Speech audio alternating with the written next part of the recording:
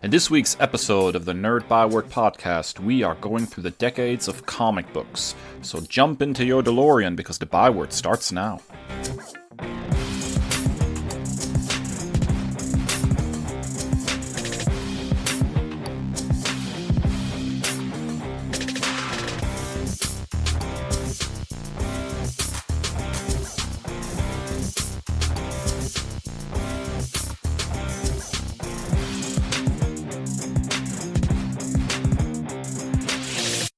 Ladies and gentle nerds, welcome to episode 190 of the Nerd Byword podcast. In this week's episode, Kris and I will be discussing our favorite comic book runs through the decades, from the 1960s through the current decade.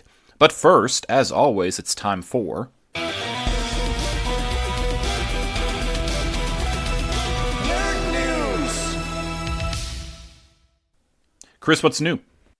So we have long-awaited rumors for casting in the MCU finally confirmed. Giancarlo Esposito is set to join the Marvel Cinematic Universe. Hints at a mysterious Marvel character debut, promising a reveal sooner rather than later. Popular fan casts for years have put him in the role of Professor Charles Xavier, but he revealed that that was not going to be that. He's going to be a new character. Quote, better than you can imagine. He was speaking during a panel on the Thunder stage at CCXP. The actor himself confirmed this. So interesting to see what will happen. The sooner rather than later quote is interesting. Is that something in Fantastic Four? Is that something in Thunderbolts? Is it something completely different? I don't really have any guesses at this point, Dave. What say you? Me guesses about an MCU casting? I don't know what those people are doing over there at this point anymore. I have absolutely no idea. I would have thought something X-Men adjacent or Fantastic Four adjacent would be logical, since that seems to be the two corners of the MCU that they're really working on getting off the ground, right? But I'm really deeply unsure. He's an incredibly talented actor, and he could do any number of things, from, heroic to villainous, no problem, I think, in any way, shape, or form. So because he is so versatile, I think it's very difficult to predict where he's going to end up. I will say, I hope that it's a larger role than what he's gotten in recent projects. He's great as Moff Gideon in The Mandalorian, but I think one critique of that role is it's completely underutilized. And then I was super excited to see him attached to the Mutant Mayhem as Baxter Stockman, but he's only in that opening scene. So I would like something a little bit more substantial in terms of the size of the role. I will agree with that. I think he's been very much used as a star power, but also more as a bit player. It kind of reminds me of what they did with Marlon Brando in, like, Superman the movie, right? Very minor role as Jor-El, but top billing as a way of trying to draw people in. I think he's kind of become that guy in a lot of ways, and that he's in a lot of projects, but never in a substantial enough role that you can really, sink your teeth into what he's doing on screen. But his star power, I think, and his reputation as an actor attracts a lot of eyeballs. Now, Dave, you have a continuing story to update us on. Yeah, and I think I have a little bit of speculation to go along with it. So I have talked frequently about Nintendo's recent efforts to really take the wind out of Switch emulation, particularly going after the emulator Yuzu. It was a court case. The makers of Yuzu got sued, and they ultimately ended up settling out of court. I think the makers of Yuzu ended up paying $2.4 million in penalties. And they were required to cease work on the emulator and hand over all materials related to it to Nintendo. Now, in the meantime, several forks have been springing up, where people are trying to take the Yuzu code and keep pushing this emulator forward and, renaming it. And Nintendo has been kind of playing whack-a-mole with those, sending out cease and desist notices. And this most recent action, as of recording, is probably one of the most substantial, I think, that they've taken. And that is that they actually went after 8,535 backups and forks of Yuzu that were being hosted on GitHub in what I can only refer to as a mass takedown effort. GitHub, of course, is actually owned by Microsoft, so Microsoft, obviously in the gaming space as well, they are going to respond to copyright infringement notices, right? And so, according to the notice posted on GitHub, here's a quote: "Because the reported network that contained the allegedly infringing content was larger than 100 repositories, and the submitter alleged that all or most of the forks were infringing to the same extent as the parent repository, GitHub processed the takedown notice against the entire network of 8,535 repositories, inclusive of the parent repository." So this includes various mirrors of Yuzu. Pineapple was included, which is another Switch emulator that was based on the Yuzu code, and various forks that have sprung up since the original Yuzu settlement. Now, let's be honest for a second here. The Switch is essentially at this point reaching the end of its life cycle, and the information that has been leaking out left and right about the quote-unquote Switch 2, which is expected to come pretty soon, possibly by the end of this year or early next, really are heating up. And so, I think it is fair to say that Nintendo becoming so aggressive about Switch emulation this late in the game is unusual. I mean, I understand enforcing your trademarks and your copyrights when you're in the middle of a console generation, but oftentimes Nintendo turns at least a semi-blind eye towards some of its older systems. I haven't read any recent news about them going after a SNES emulator, for example, right? So what's the purpose here? And I'm starting to wonder if the quote-unquote Switch 2 has more in common with the Switch 1 than we might suspect. This might not be a brand new console environment so much as it is an iteration, which means that the code base and everything between the Switch 1 and the Switch 2 might be so similar that these emulators could potentially be very quickly and easily changed up in order to emulate Switch 2 games as well. And if that is the case, then Nintendo is essentially trying to go after these makers of emulators before they release the Switch 2 to try to curb any kind of issues selling their hardware and new software when it releases because of online piracy. It just seems very, very odd to be this aggressive in the enforcement of their copyright this late in the console cycle. So I'm becoming increasingly suspicious that this is going to be more of an iteration rather than a whole new console environment. The Wii U to the Wii, so to speak, or the 3DS to the DS, right? Something that is similar enough that these kinds of emulators could really take a bite out of their sales once the Switch 2 releases. What say you, Kris? I think that's a logical, historical, in fact, supposition to arrive at because on the other hand, what's absent of that, what's the alternative? Pettiness?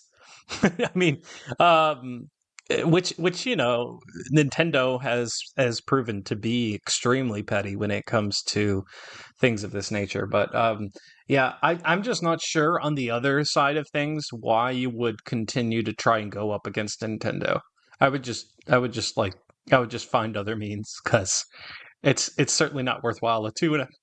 Almost a $2.5 million payout is crazy, especially if you're a smaller corporation. Like that's insane. That is not a battle that I am willing to fight. That's not a hill I'm wanting to die on. Yeah, I mean, a lot of these people, the makers of Yuzu did obviously a huge no-no, and that is that, they had a Patreon, they were taking, money, and if you're going to deal in any way, shape, or form with the emulation scene, making money off other people's copyright is going to gain attention. I think the emulators that tend to be out there the longest and the most successful tend to be the ones that don't actually try to make money off of their work, and it's very much a fan project. So I think that certainly was a factor in Nintendo coming so aggressively after Yuzu, especially considering that there are still some other Switch emulators out there that have not nearly been as aggressively pursued as Yuzu has. Alrighty, folks, there you have it. That's it for Nerd News. After a short break, we're going to come back with our discussion of favorite comic book runs of each decade. So stick around for that.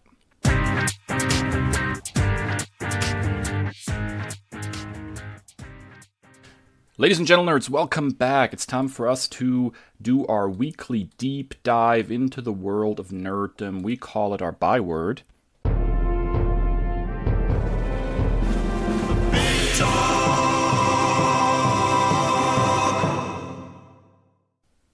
And this week we're doing something a little different.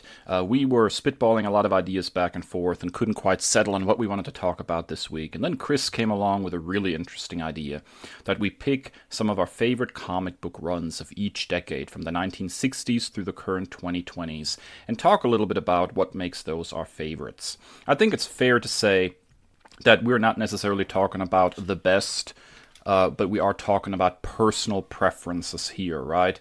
Also, please keep in mind as we go through our selections, although we are fairly well read in the world of comics, we have not read every comic ever made. And so if your favorite of a decade didn't make our list, it might be that we just have not read it yet, or maybe we just disagree with you and we like something else better. This is 100% personal preference. So, Kris, we're going to start in the 1960s, which is a fair starting point. It's the time when the Marvel comic book renaissance sort of hit, with the work of Stan Lee and Steve Ditko and Jack Kirby and the like. We could have started earlier, but you're not that well versed in the DC lore, and there's a lot more going on in DC during that time between the 30s and the 60s. So we'll start with the 1960s, and I am not surprised by your favorite of the 1960s. What have you got? I called dibs basically because I created the document. I started filling out the chart before you, so I got my picks in early. But for me, and I know Fantastic Four by Lee and Kirby is going to be a popular pick. That property has just never really appealed to me outside of a couple of runs. It's just characters I'm not as invested in. So my pick is the Amazing Spider-Man run by Stan Lee and Steve Ditko, and then later John Romita Sr. as the artist upon Ditko's departure. I think, in my opinion, it's the best of the bunch. Again, we're going personal favorites here, so opinions may vary among our listeners. But again, feel free to hit us up on social media with your picks.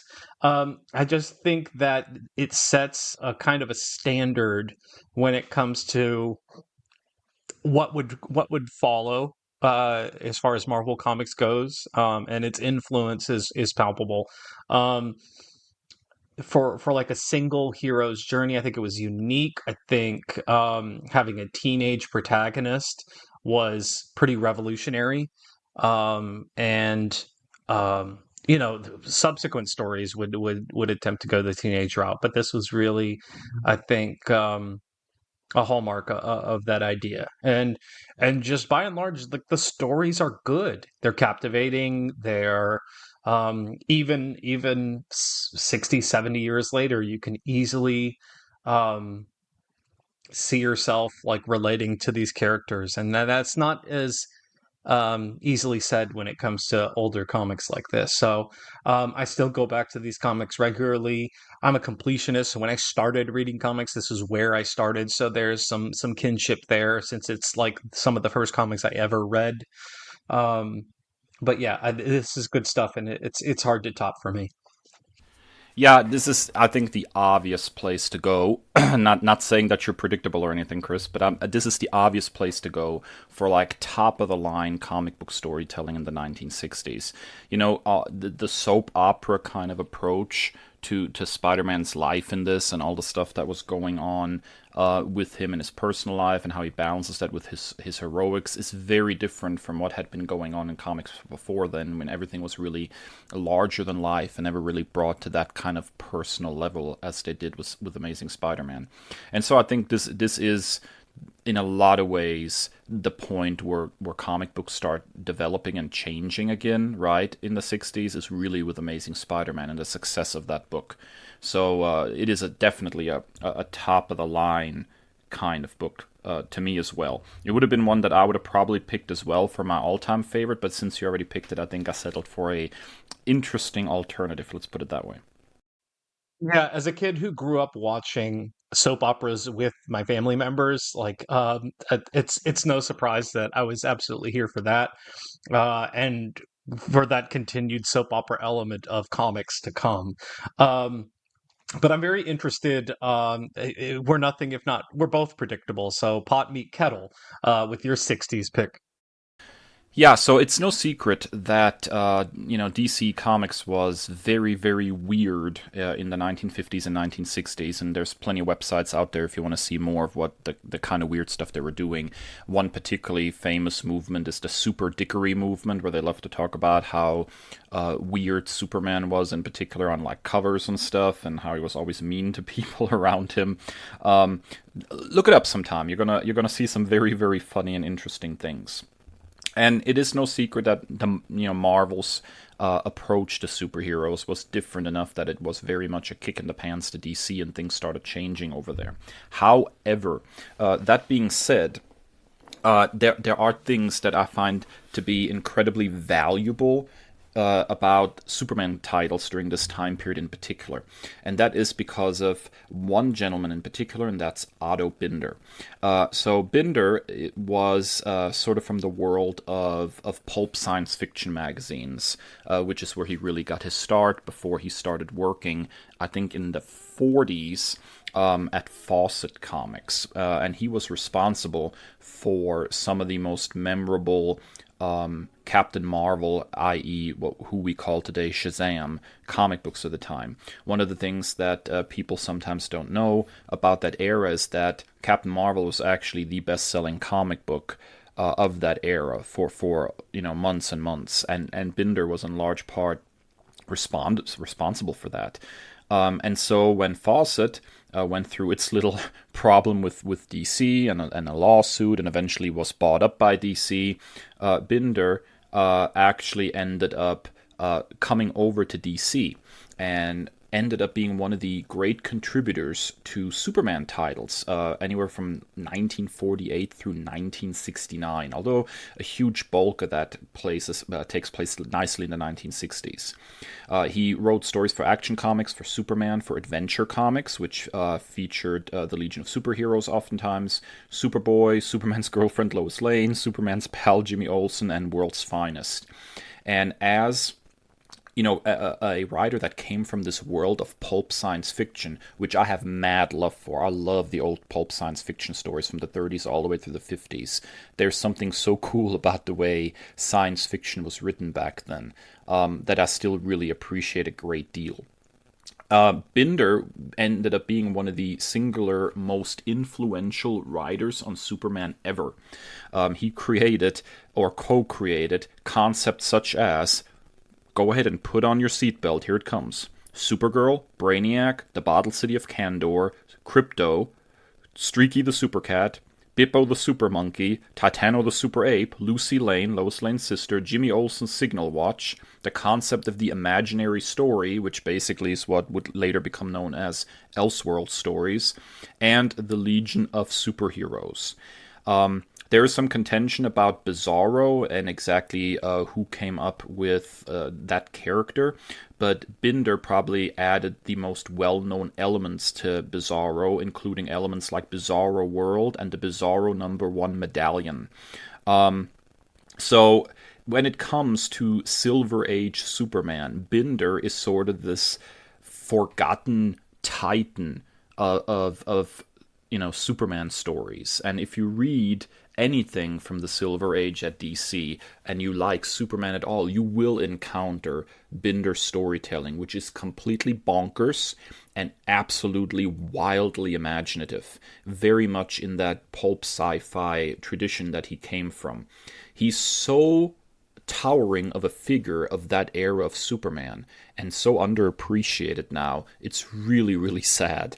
And I was so glad that several years ago, when Grant Morrison was doing an interview, I think it was with Newsarama, they talked about how All-Star Superman is in many ways sort of a love letter to Binder and his contemporaries, and how that approach to Superman is something that really stuck with them and was something that they wanted to recapture in All-Star Superman. And so, for me, quintessential Silver Age Superman always goes back to Otto Binder.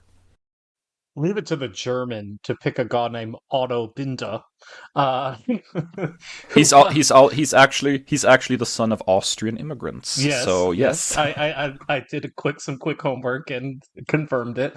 No, this is really cool because Golden Age and into the Silver Age DC is something that I'm extremely gray on. I think the only stuff that I've read is stuff that we've done for this show, and so it's kind of interesting to kind of get a history lesson more or less from you on that. Yeah, I highly recommend, for the absolute. It's not like something like Amazing Spider-Man, I think holds up to the modern reader very well because it has a very humanist approach sort of to storytelling, right? It's very much focused on the individual, like what Peter Parker's going through as a person. This stuff is much bigger and much more bonkers, but it's so worth checking out. And so many things that we now associate with Superman came from the mind of Binder. So still totally worth a read, even, although in a different way than something like Amazing Spider-Man. Yeah, but I think for me personally, I've always been fascinated with origin points and how things evolve. So as long as according to what you said, that you can see the seeds of things that came to fruition later on, I'm interested and intrigued. Which brings us to the psychedelic 1970s, the age of disco. What was your favorite run from the 1970s, Chris? When it comes to 1970s comics, it's almost exclusively Spider-Man. My reading history is almost exclusively Spider-Man, and I didn't want to go there again. And X-Men, and I'm not going to go there for reasons to be mentioned later. Um, so I went with Marvel Team Up because it's just a lot of fun. I mean, it's a Spider-Man centric book, so I guess that's a little bit of cheating, but I like that you had various creators and various characters involved. A lot of them were Superman, but it's kind of fun seeing this connected universe kind of built up. And just seeing strange bedfellows that you never thought would show up in a comic before. You had some great Chris Claremont issues that were in there. You had some Roy Thomas, some just a lot of creators that were kind of finding their footing in the 70s in the Marvel offices, that went on to great things and write great things at Marvel, and kind of in a lot of ways it was like the farm system. So it's a lot of bonkers 70s superhero stories, and it's a lot of fun. I highly recommend if you haven't read those old Marvel team ups. I've read a few of them and really did enjoy them. I totally see where you're coming from with this idea that this is sort of building connective tissue, right, in the Marvel universe. There are some really cool stories in there, at least from what I have read, and I certainly am planning to go back and read some more. I think a bunch of these are actually on Marvel Unlimited, Hmm. and so totally worth checking out. All right, Dave, your pick for the 70s is. Yeah, so to me, this is something that really started in late 1969, but really came into its own in the 70s, and that is moving from the Silver to the Bronze Age with Batman. And I think the poster child for Bronze Age Batman in a lot of ways is Denny O'Neil. So what we basically got in '69 is that moment where they sent off Dick Grayson to college, right, to get Robin sort of out of the book and out of the way a little bit, and we get a refocusing of Batman away from the 1960s TV show inspired approach of zaniness and something that becomes a little darker and a little more grounded again. And really, this is where Denny O'Neil really shined as a writer. He actually did several issues with Neil Adams on art. I think there were 11 issues that they did together that still stand as probably some of the best Batman stuff that you'll get to check out. So Denny O'Neil wrote on Batman 29 issues between the issues of 224 to 268. And also came back for 286, 303, and 320. And he also wrote several Detective Comics issues, 26 issues between 395 and 491. Many of those stories actually built up a sort of new mythology under our friend, who wants to guess how to pronounce him this week, Ra's or Ra's al Ghul, right? So Denny O'Neil is really responsible for that character sort of coming, into his own and kind of going into a different sort of mythology with Batman. So the 1970s shirtless, hairy-chested Batman that people like to talk about is very much a Denny O'Neil Batman. This is also the era where you get sort of the blue cape and cowl and gloves and boots from, so it's gray and blue and not so much gray and black in the way it was colored. It had a very sort of unique style to itself, still zany in places, but also grounded in a lot of ways and darker than Batman had been in a long time to this point. It was really a breath of fresh air. And although a lot of people credit, more of the 80s and stuff like Frank Miller's Dark Knight Returns and Year One as the places where Batman became darker and more serious again, it really starts in the 70s with people like Denny O'Neil kind of redirecting Batman away from the 1960s TV show sort of inspired approach. And I think some of those stories still hold up incredibly well. I'm a big O'Neil fan. His name's going to pop up again here in a little bit when we get to the 80s. If you want to read some really interesting stuff at DC, Denny O'Neil is the place to go, oftentimes in the 70s and 80s. Yeah, and he wrote some Spider-Man stuff as well. I remember when he passed, and a lot of people were kind of reminiscing about his storied career. Of course, Batman was one of the first places people went, but I think that his Spider-Man contributions are underappreciated as well. And he bounced back and forth, if memory serves, back between the two. So I have a lot of respect for Denny O'Neil. I need to go back and read some of those Batman things because Frank Miller is typically not my cup of tea. I think he leans too far into the dark grittiness. He's written some of the most. Um, he wrote that All-Star Batman and Robin for Pete's sake. Um, and so I think from what you described, that sounds like a nice balance between the two. Oh yeah, very much so, I think. That brings us into the 1980s, the decade of my birth. What a time to be alive. Chris, what have you got? A decade of my birth as well, just the latter parts of it.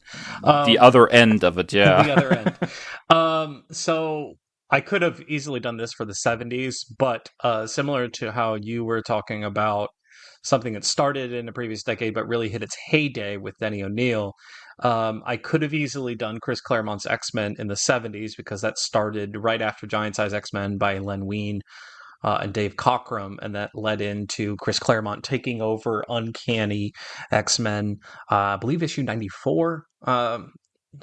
I could be wrong on the exact numbering of that, but that started in the late 70s, but it really hit its heyday in the 80s and carried through the entire decade. It's an unprecedented run by a single creator. The fact that the entire decade of the 1980s, the Uncanny X-Men was written by one person. That's pretty incredible. And so, that's where we get so many of our seminal stories. It continues on into the early 90s. Um, it's really shaped a lot of X fans, this shaped a lot of X creators. That longevity, that character development. I mean, we could make an entire episode on this, and Dave's eyes would roll over in the back of his head. But it stands as one of probably the greatest character comic runs, X-Men runs, without a doubt. Um, I have my nitpicks of it, of course. Nothing is ineffable and perfect, but this is where I really fell in love with these characters. Yeah, it's hard to argue that that is not probably the book of the 1980s. I would say this and the new Teen Titans over at DC is Hmm. probably the equivalent book of this, right? Those were probably the two towering books at those two publishers at the time, as far as like long running creators, and really being incredibly influential at both companies and incredibly popular at both companies, right? So I think those would probably be like the peak of 80s Marvel and 80s DC, respectively. So I can't blame you for picking this. I've read a little bit of Uncanny by Claremont. Like much of the 80s, it's pretty dense, right? Hmm. It takes a little while longer to read than modern comics, but very, very captivating. And it's definitely something that eventually I'm going to sit down and have to just like read the whole run. There's just good stuff in there, period. It's quintessential messy soap opera. So that's what hooked me in there. That's Which that's Marvel all over, right? right. So you mentioned the new Teen Titans, which surprises me that it was not your pick for the 1980s, and we've got a returning creator. Yeah, so for me, and I'll just be really honest, I was not in my early comic book reading, which really started in the late 80s and early 90s. I had no access to the new Teen Titans. That was not something that was available to me. And so I came to the Teen Titans actually much later in the 2000s. And when I rolled back around to those books, they're really really good. Don't get me wrong, right? But I don't have the nostalgia goggles, I guess, so much for it like some people do. And so, although I appreciate it and like it a great deal, it's not necessarily at the top of my list. I think to me, to, somebody who really captures the essence of what was cool about DC Comics in the 80s and moving into the 90s is something that I would almost call a Vertigo book before there was really a Vertigo much, right? And that's The Question by Denny O'Neil and Dennis Cowan. O'Neil, obviously, my Batman guy for the 70s. He ended up going over to Marvel for a little while, as you yourself pointed out, and then swung back through DC in the mid 80s and got a writer-editor contract, right? So he kind of came in and he was supposed to, do both writing and editing. And he started out mostly editing and wasn't really that into wanting to write something again. And then they came to him with, these Charleston characters, right? The Charlton characters that they had recently acquired. And they said, hey, we want to do a Captain Atom book and maybe a Question book. And he, in an interview even said, years later, he's not really the superhuman character writer. He likes, characters that are more grounded, like a Batman. And so he ended up going with the Question. I have mad appreciation for the Question. It's one of my all-time favorite characters. And in large part, it is because of the O'Neill Cowan run, which, believe it or not, despite being incredible and hugely influential and cited by many people as one of the best things to come out of 80s DC, which is high praise considering, we got Year One, Dark Knight Returns, Watchmen was coming out during that time. Like there were some really big seminal, deconstructionist works coming out at DC at the time, things that skewed a little darker. I think The Question is at the top of that heap and oftentimes left out of the conversation a little bit. It only ran 36 issues and then I think 5 more quarterly issues after that. So for a grand total of 41 issues. That wasn't, it's not a huge run or something. but it's so quintessentially what would become later great about stuff like Vertigo over at DC. It's very mature, it's experimental, it's dark, but not like grim dark, gritty for grittiness sake, right? It deals with really a lot of real life issues. Like how you deal with corruption in a city, the political process. Like I'm underselling it here. I'm really trying, but it's such a unique book. At the end of the first issue, they basically symbolically kill the question. Like he gets like gravely injured and he has to like recover from it. It's very much a signal that this is a break from the kind of question stories that came before, sort of a rebirth of the character. He goes under the tutelage of Richard Dragon. He develops like this Zen attitude about things. So there's like a real big exploration of like Zen that goes through this whole series. The art is so perfectly paired with the writing. It's such a fantastic book. And yeah, like I said, if you like stuff that like what Vertigo did over at DC, then this is just like it feels in a lot of ways a forerunner. At one point, they even ended up putting a parental advisory on the book just because it was skewing a little adult, and that was not something that they did a whole lot of in the comic book world back then, right? So the question is to me the very best of what DC was doing in the 1980s. So experimental. There's a whole issue, man, where out of, I think it's like 23 out of 24 pages, the main character is buried in the sand from the neck down. And it's a perfectly awesome, dramatic, fascinating issue. Like, how do you bury from the neck down your character and then still have an incredibly dynamic story that goes from the first to the last page? It just works. This book just works. It's basically Denny O'Neil Unleashed. He got to do whatever he wanted to do with this book. He was even told by the editor at the time, just make it good. I don't care if you make it, commercial, just make it good. And he got to do whatever he wanted to do, and it shows. There's just love for this character and this book dripping off every page. It's the top of the line for me of 1980s DC. I've got to admit that's something that's never really even been on my radar. But you had me with unshackled creators getting to cook, so that might be something that I read in the very near future.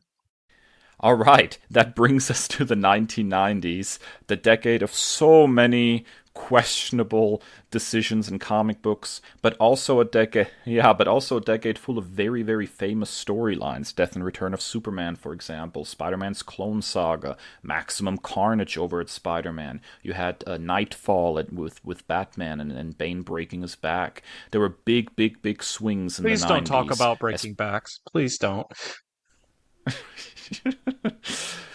Yeah, that's probably not a good time for that. So, anyways, Chris, what was your favorite of the 90s? For context, I severely hurt my back this past week at work.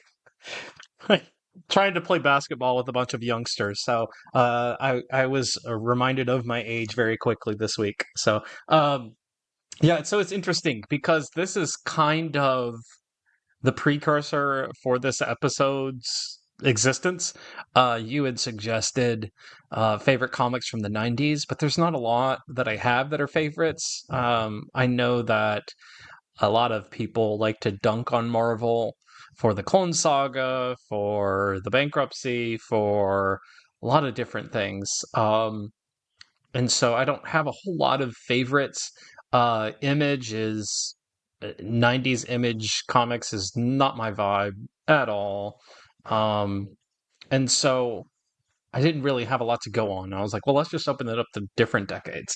And so I came up with, predictably, I'm sure, the second volume of X-Men, the adjectiveless X-Men, that was started by Chris Claremont, Jim Lee.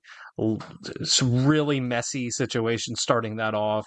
Um, so you have Claremont leaving after the third issue of that, even though X-Men #1 is, if that still stands, the greatest selling comic of all time.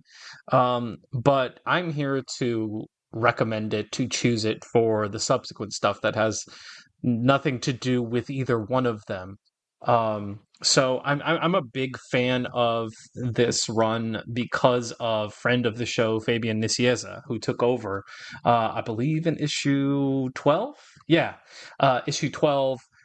Worked a lot with Andy Kubert, who has great art for the X-Men franchise as a whole. Um, Fabian is the co-creator of Deadpool, but we won't hold that against him. Um, just a lot of underappreciated X-Men stories come out of this title. And while the Jim Lee designs of the costumes from the animated series gets a lot of the love, there's a lot of underappreciated character stories that come from this run. And upon revisiting it, this is easily my most enjoyable '90s comic. There's some stuff to enjoy about the Clone Saga for all its warts, but it pales in comparison to the X-Men titles from the '90s. And Uncanny was underappreciated as well, so I could have easily picked that. Um, so I'm going predictably with X-Men here. Well, I haven't read any of this. I will say that I ride for huge chunks of the Clone Saga, as horrible as that sounds. I think there was a really good story there before it went off the rails, so the early goings in particular are really strong. Um, so I can't, I can't completely hate the Clone Saga like some people do. But yeah, I've never read this particular run of X-Men comics, even in a single issue, but I really feel like it's probably time for me to check some of this out. Maybe I will develop a greater appreciation for the X-Men if I delve more into their past a little bit. It's happening. Um, so when we introduced the idea of '90s comics being featured on this show, I saw this one from outer space, Dave. Well, I am nothing if not consistent. How can you not say that the best of the '90s, particularly at DC, is not JLA, Justice League of America, by Grant Morrison and Howard Porter? This was everything to me. Let me go ahead and set the stage very quickly here. I found my way into actually reading comic books predominantly through Batman the Animated Series. In living in Germany at the time, there was a publisher that picked up the rights to publish the tie-in comic book. I think they were called Batman Adventures. And I started picking that up because I love Batman the Animated Series so much. And the success of that book allowed that publisher to slowly start expanding. They started actually publishing the monthly regular Batman comic book from DC, then moved on to the monthly Superman comic book from DC. Both of those books started out actually being published in Germany right after the 0 Hour event. And so that's when I got into reading regular ongoing Batman and Superman. And then, lo and behold, spinning out of that, we got JLA. And holy smokes, was JLA just everything that I wanted to read at that time. Morrison is at the top of their game here. Absolutely bonkers, huge stories, incredibly inventive, steeped in sci-fi. We get, a return to the Big Seven. This was my introduction to Wally West as the Flash. This was my introduction to Kyle Rayner as Green Lantern. This was my introduction to Martian Manhunter. This was the first time that I actually read Wonder Woman in a comic book, and I ended up picking up the ongoing Wonder Woman comic book as well because of JLA. This run of JLA is so good. And what I love about this entire volume of JLA is that even after Morrison and Porter leave the book actually continues to be incredibly strong. I would argue, as horrible as this sounds to some of the stuff that would come out of, like, the Silver Age and the like, and the Bronze Age in particular, I would say that pound for pound, this entire volume of JLA is my all-time favorite Justice League book. I think this is the blueprint for what good Justice League storytelling is. Even after Morrison and Porter leave, the writers that rotate in, generally speaking, bring their A game and very much write in the same sort of vein. These really big, epic sci-fi stories, right? So much good stuff. I have the entire volume of this JLA run on my shelf. The Morrison Porter volumes are in glorious oversized hardbacks. It still totally holds up, and it is the peak of 90s comic book storytelling to me. Yeah, no argument here because I've read a little bit of it. I read Rock of Ages for one of our earliest episodes ever. And then I started from the very beginning of the run. And I got about 10 to 15 issues in before I totally forgot about my DC Universe Infinite subscription and let it run laps. But this is something I definitely need to get back to because I think this is quintessentially how you write a superhero team up book. You see undeniably the fingerprints of this on, and we've talked about it before on Jed McKay's Avengers run right now. I think like it's undeniable. The influence, the lasting influence of this title, and something I'm desperate to go back and finish up. Oh man, now I just want to reread it. I will. That opening arc of the book where they do the whole thing with the white Martians, but they are like shapeshifted as if they're like alien superheroes trying to come to save the Earth. I thought that whole arc just like rattled my cage. I was like, this is amazing. I love this And stuff. something they really adapted well in the animated universe as well. I totally agreed. Yeah, absolutely. All right, that brings us to the 2000s, and here too, you called dibs on me, my friend, I because did. this this was my first pick as well. I subconsciously let out an evil little laugh when I typed this into the document because I knew this was going to be your pick. Because, as you told me, this is the book that got you back into comics. And this one is the book that cemented that I was staying in comics because um, I think I read this on your recommendation. But so kudos because it worked. I think I was kind of being this Spider-Man historian, reading all of ASM, for better or for worse, through a lot of it. But then I took a break from that, or maybe even after I finished up and did the dive on Ultimate Spider-Man, and I read it all over one winter break. I just binged all of it. I couldn't stop. Um, my youngest child was an infant at the time, so I spent a lot of the time in the lazy boy recliner trying to get her to go to sleep. Um, and was reading this simultaneously with the meditation music going in the background as I was trying to rock her to sleep. So this is the title that I remember very fondly, and it really cemented as like okay, like this is what comics can be, and this is why I read comic books.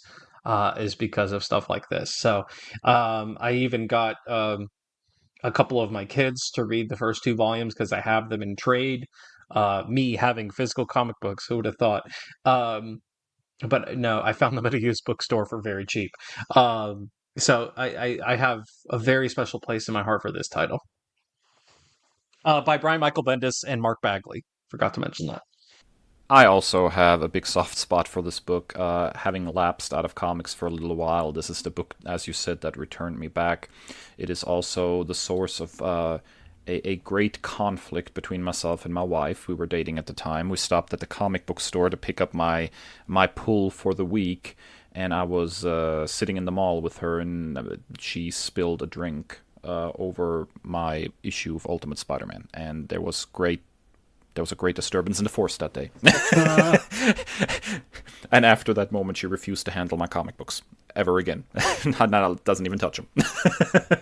But yeah, Ultimate Spider-Man is seminal, I think, and I don't think anybody really could have quite predicted how special it was going to be when it started, right? But it stands still as one of my all-time favorite runs on Spider-Man as a character. Period. I have still great nostalgia for this book. I frequently revisit certain issues that really resonated with me.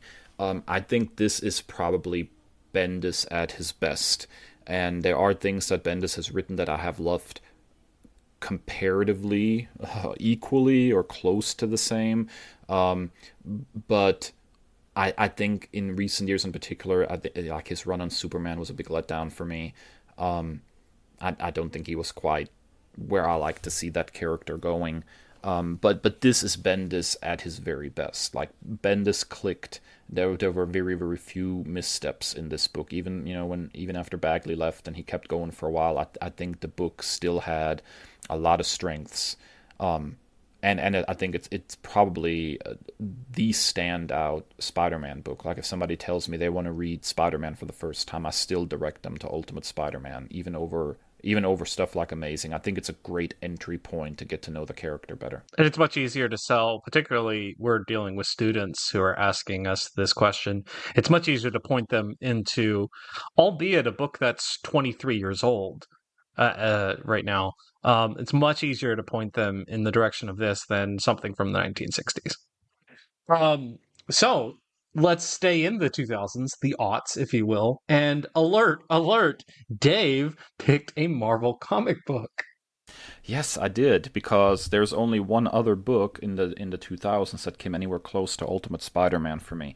There's a lot of comics I read during that time, and a lot of good comics I read during that time. But as far as grabbing me by the throat and not letting go, that was Captain America by Ed Brubaker and various artists. Brubaker was on the book, I think, from 2004 to 2010 or 2011.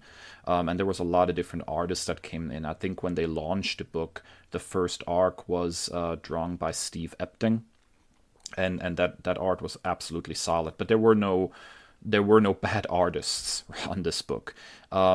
Captain America was always a character that I appreciated in other books and stuff as a bit player. I remember when he showed up in Spider-Man Maximum Carnage. There's a real standout moment in that book to me. I liked the character, but I'd never really sat down and read a really good Captain America comic book until Brubaker's run came along.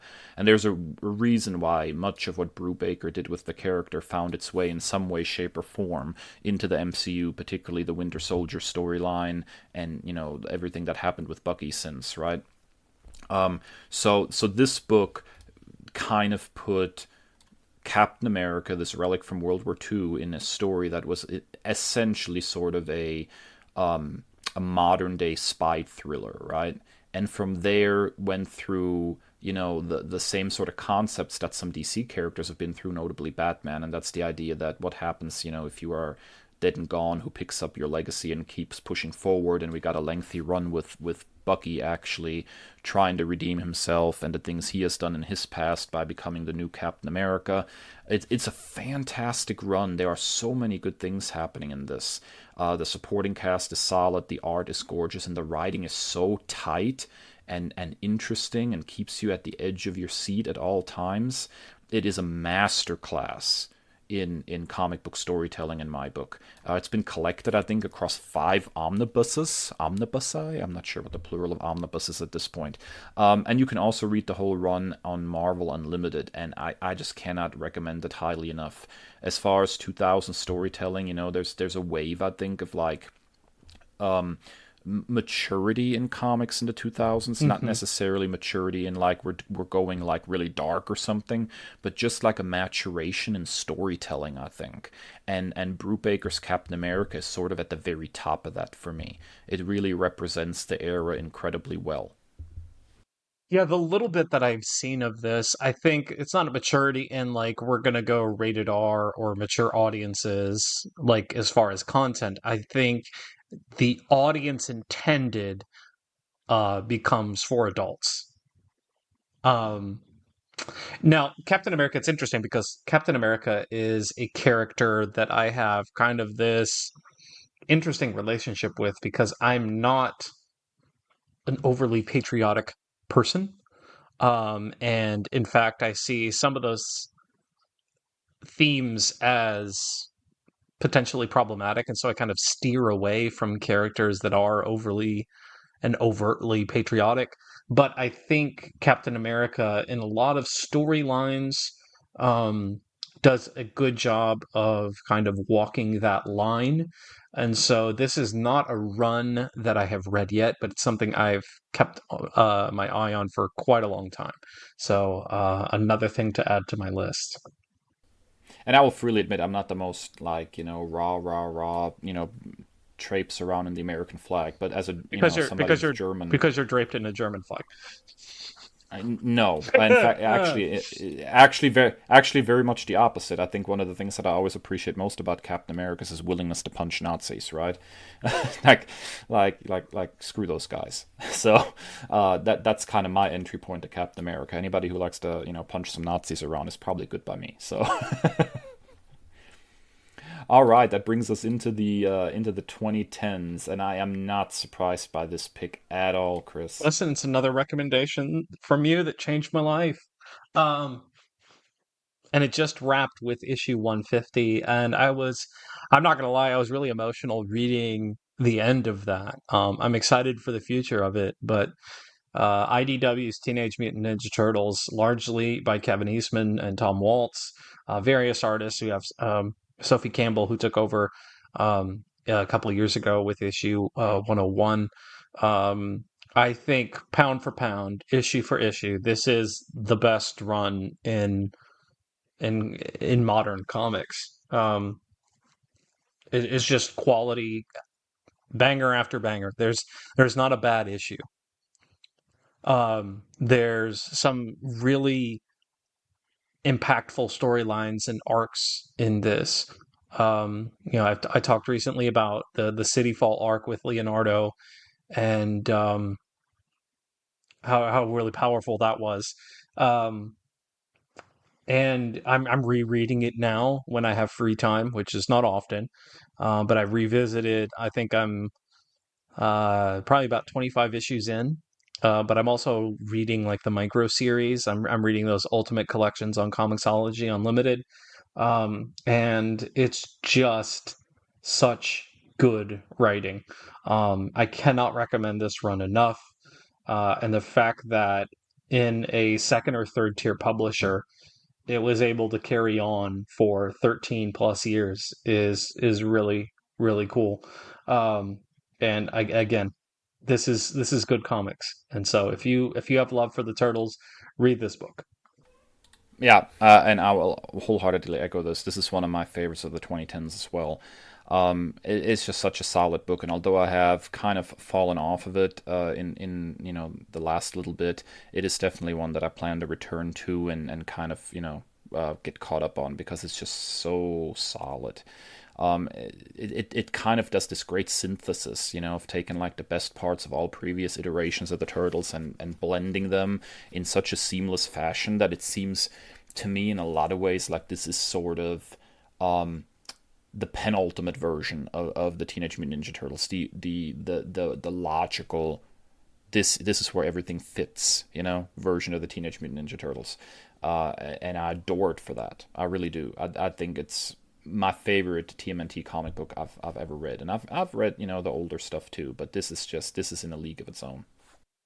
And I will sing the praises of Sophie Campbell from here until the cows come home to my dying breath, because Dave, she took Venus de Milo and made her a compelling and incredible character in the comics universe. And if you would have told me that as an elementary school kid back in the 90s, I would have called you a liar to your face.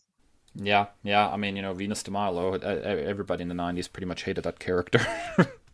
All right, from the Teenage Mutant Ninja Turtles to characters that they teamed up with in comics, that is one of the best crossovers you'll ever see.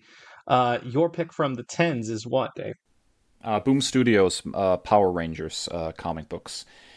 Now I know these are still ongoing into the 2020s, but I think they started like in 2015 or 2016, and I have not been keeping up with the recent stuff. Although I think I'm maybe 10 or 15 issues behind or something. I'm planning on getting caught up, but I will say this: as a original Power Rangers fan, when the Mighty Morphin Power Rangers were first released on TV, I was at the perfect age. I was the target audience. I loved that show. I went to see the movie in theaters with my cousin. Ivan Had Ooze. Ivan Ooze. You ooze, you lose. Um, I adored that show. It totally in my pocket because I was, already in love with like kaiju movies thanks to my father introducing me to Godzilla, right? And so this was basically like, martial arts crossed with a kaiju fight at the end of every episode. Like this was, yeah, basically created in a lab to appeal to me. You were also in love with Amy Jo Johnson. Well, who wasn't? Let's be completely honest. At that time, everybody who watched that show was in love with Amy Jo Johnson. But yeah, man, it was so weird when Boom Studios was like, yeah, we're gonna do Power Rangers comic books. We have the license, and we're gonna go back to Mighty Morphin, and we're gonna be telling like untold tales. And I was like, oh, okay, I'll check it out. And holy smokes, if they don't knock this out of the park! I mean, it was just ridiculous. We started out with Mighty Morphin Power Rangers, and then Go Go Power Rangers. Go Go was like the really early days, right after it's like filling in gaps right after the first episode, right? And then Mighty Morphin was like more further into the series when they're more experienced. And then Go Go ended. They actually split Mighty Morphin Power Rangers into two different books, Mighty Morphin and Power Rangers. That was incredible. We get this whole untold story of like the three characters that left, right, and that they were actually not really gone. They were like on a secret mission. And then they brought the teams back together. And dude, this book is more Power Rangers than Power Rangers. Like it so manages to hit the quintessence of what made Power Rangers appealing, but at the same time tweak it in such a way that it works really well for modern, more savvy audiences, right? Like this is basically, if you were a fan of Mighty Morphin Power Rangers when it first came out, and you come back to it now, you will sit there and say, holy crap, is this cheesy? How did I ever like this so much? My memory must be really messed up. The Boom Studios Power Rangers book is what your mind told you Power Rangers actually was, right? It really captures the feel of what you thought it was, how epic it feels, how incredible the storylines are, right? And then you're like, oh, that's kind of cheesy. Well, Boom manages to actually hit that sweet spot of how you remember Power Rangers from your childhood. It's really, really a great book. And I know that it's getting ready to come to an end now, and there's a lot of speculation of whether the license is going to move somewhere else, or if there's going to be a relaunch and we're going to get more. Nobody really seems to know what's going on with the book right now. I really hope that Boom gets to continue working with this franchise, because to me, Boom's Power Rangers is in the same league as TMNT's books from IDW. It's managing to take an older franchise and really bring it sort of to the pinnacle, the best it could be. And it's just such an exciting book to read every time I pick it up. I really, really hope that Boom is not done with it yet. Hard agree. No disagreements here. Now I've only read like the first couple of trades of uh of these, and I really greatly enjoyed it. That crossover between TMNT um and Power Rangers is like some of the best stuff you'll ever see. Both the first and second volumes of it. Um, it's just absolute pedal to the metal fun and superheroics and campiness and all that good stuff. Which brings us to the modern age, Chris. What have you got? So we have the 2020s in here. Now we are less than halfway through this decade, but still wanted to show love for some really great comics that have happened. And there are lots of different directions I could have gone in because there's lots of great comics that are happening right now in this decade. But I think you'd be hard pressed to find something better than X-Men Red by Al Ewing and Stefano Caselli. The world building that they were able to accomplish there, creating different mythos on a whole different race of mutants that have a different upbringing, different lore, is just incredible. And if Al Ewing or Jed McKay are writing it, I'm buying it. So I could easily go with something by McKay here as well. If you see Al Ewing or Jed McKay in the byline, it's a good comic. You can guarantee it, take it to the bank. But X-Men Red, I could have easily said Resurrection of Magneto, but I didn't want the recency bias to get a hold of me. If you talk to me in a couple of months or years, I think it might be Resurrection of Magneto. It's just an incredibly powerful tale. But Al Ewing is in his bag, and you'd be hard pressed to find a better comic.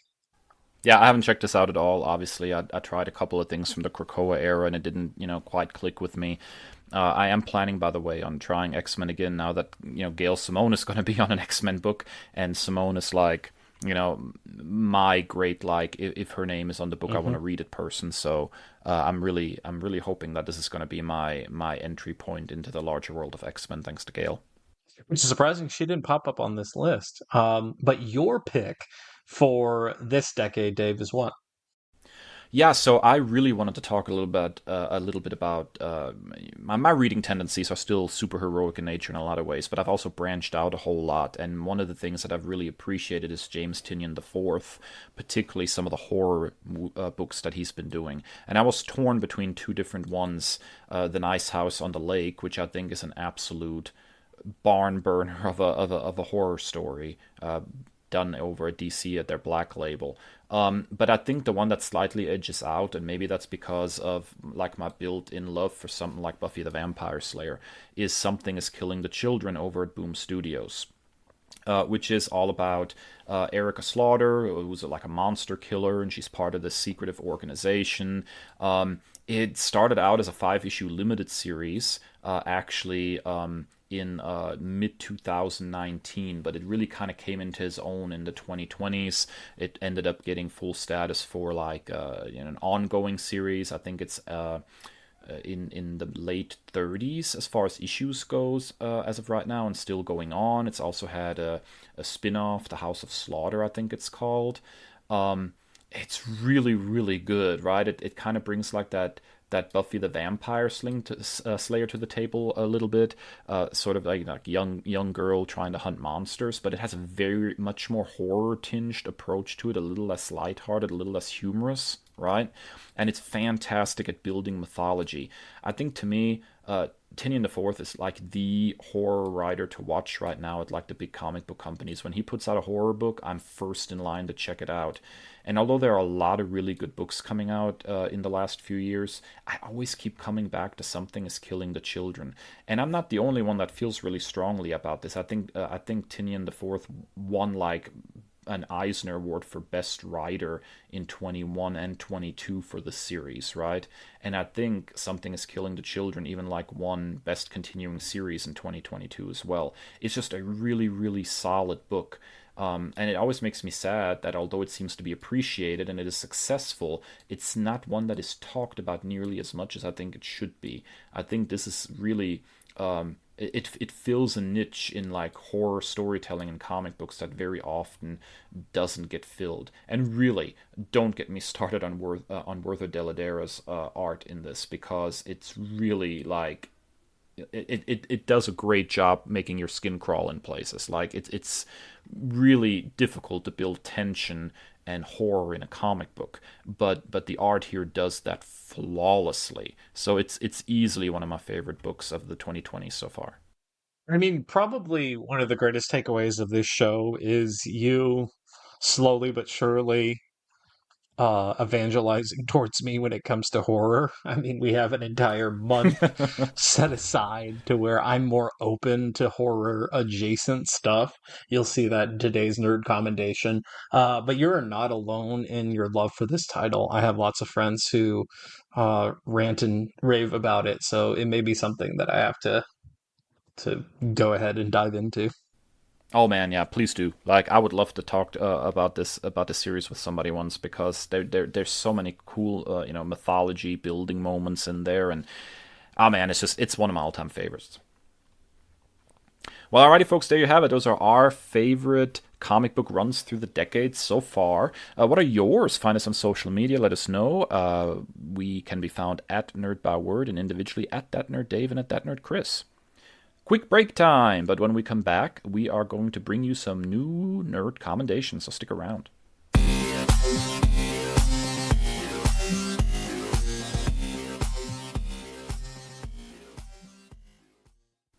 Ladies and gentlemen, nerds, welcome back. It's time for the final segment of our show. You know it as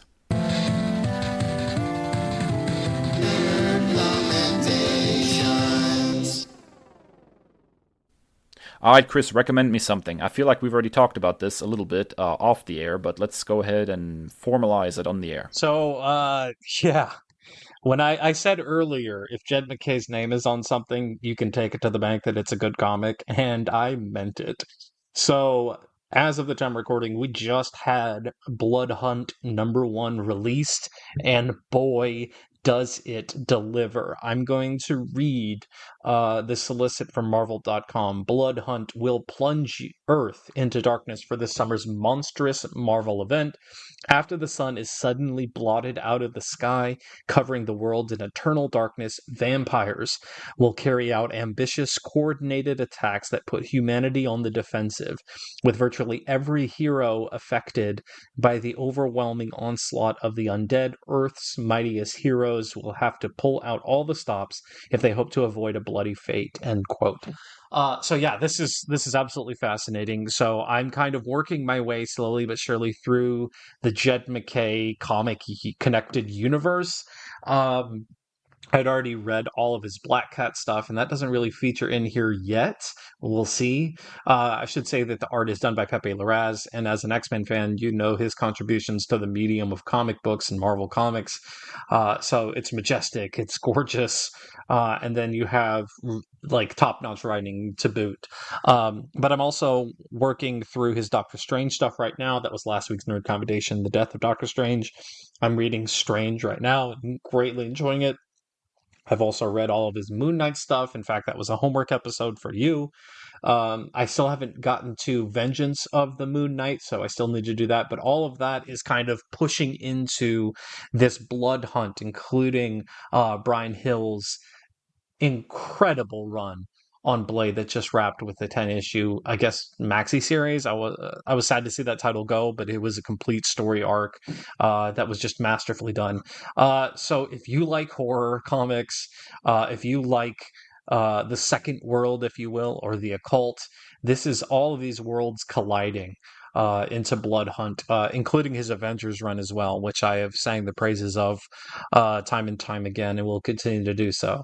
So this is what a comic event should be, at least with the first issue. This is what a crossover event should be. This is like War of the Realms level of awesomeness, and I cannot wait for the next issue. I'm gonna even be reading like the spin-off titles. That's how good this is, man. Yeah, sold.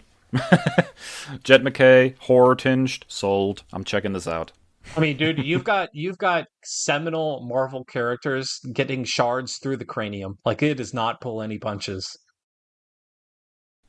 Yeah, can't wait to check this out, man. All right, so I love Kurt Busiek and I love the art of Stuart Immonen. Sell me on this one. Oh, that's very, very easy. So, um, we recently did like a talk about like sort of Elseworld, what if stories, alternate universe tales, and it made me kind of go back to my bookshelf and reread some stuff. And one book that is sort of probably at the top of the heap of one of my favorite alternate universe stories is Superman's Secret Identity, which is going to sound incredibly goofy in conception and is probably one of the best exploration of what Superman is all about that I have ever read. So in short, this is about a boy called Clark Kent who lives in the real world where there are no superheroes. They only exist in comic books, who is always mocked for having the name Clark Kent just like Superman, only to one day wake up and have Superman's powers. And what you get then is an exploration of a man trying to be a good man and helping people in the world without them figuring out who he is, and really getting down to the core of what makes Superman tick. It is incredible. It goes from, it's only 4-issue miniseries, but it goes from his youth all the way to his old age, and it stands as probably one of the best explorations of Superman as a character. Even though this is technically not main continuity Superman, this is Superman, and it is the quintessence of Superman. The art is absolutely incredible.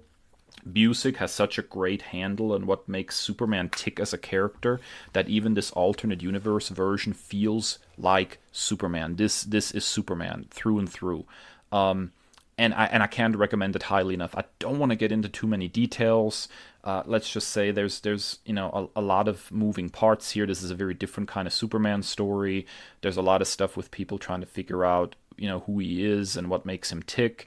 There's his own version of Lois Lane that he gets to meet. But it's if I give away too much, you're going to feel like it's not worth reading. And let me just say, you only need to know this is about a Superman who basically lives in the real world and who models himself after comic book Superman, and that's all you need. It is an absolute barn burner of an alternate universe story, and still stands as one of my probably top 5 favorite Superman stories of all time. So if you've never read Superman's Secret Identity, read it. It's an absolute fantastic Superman story. All right, I'm here for it. Let's go. I'm ready to read it right now. Jeez.